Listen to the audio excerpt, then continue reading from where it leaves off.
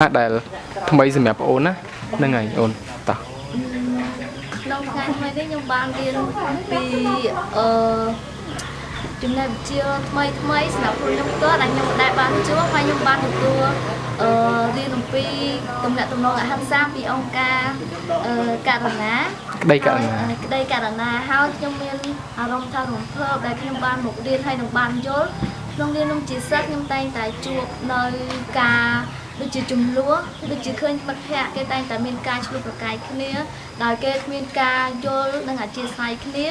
ហើយចំណែកដែលអង្គការថ្ងៃនេះគាត់បានរៀនអំពីទំនាក់ទំនងហិង្សាឲ្យពួកយើងទាំងអស់គ្នាបានចេះយោគយល់និងអធិស្ឋានគ្នាហើយបន្ទាប់ពីនឹងទៀតអាចដឹង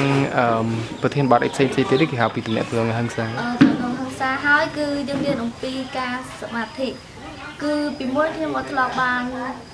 រៀនសមាធិទេតែអង្គការបានអង្គការក្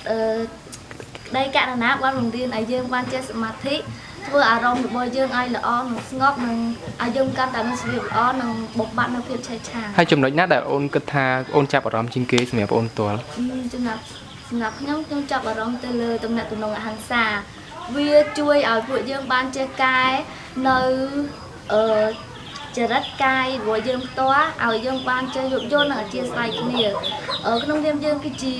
មនុស្សដែលរស់នៅគ្រប់គ្រងទាំងអស់ហើយយើងត្រូវតែមានការអធិស្ឋានគ្នាទៅប្រទេសជាតិយើងបានមានការជំរុញហើយបងអូននឹងយក